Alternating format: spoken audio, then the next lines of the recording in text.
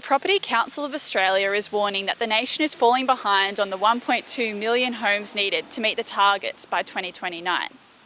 Amid the housing crisis, the Greens and independents, including Jackie Lambie and David Pocock, have proposed significant tax reforms to negative gearing, which has brought the debate of keeping or removing negative gearing back this election.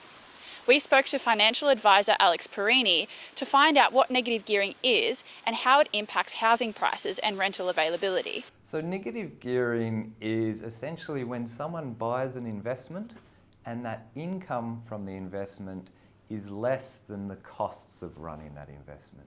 So as an example, say you have an investment property, you receive rent for that property of $20,000. There might be expenses associated with that property, such as interest rates, mortgage interest, council rates and other property running costs. And let's just say those costs amount to $30,000 for the year. That means that that investor has essentially made a $10,000 loss for that year. And that loss can be used as a deduction against their other income they earn, potentially saving them thousands in tax. Now, the important thing to understand with negative gearing is essentially that investor is making a loss on that investment each year.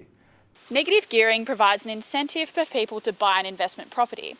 Typically, negative gearing benefits middle to high income earners who already own a property. This is because negative gearing essentially serves as a tax cut, so the more tax you'd be liable to pay, the more you benefit from negative gearing. In 2020-2021, over 900,000 Australians negatively geared a property and has become a sensitive issue given the amount of people who rely on it.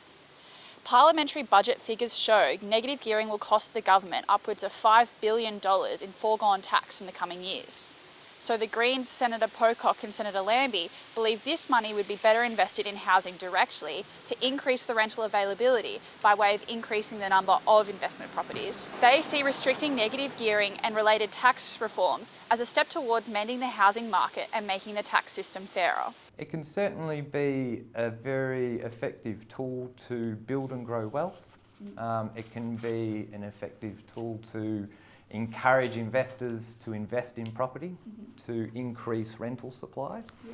But some of the arguments against it would be allowing it to continue can exacerbate the high house price issue and make it a little bit more challenging for first home buyers to compete against these investors.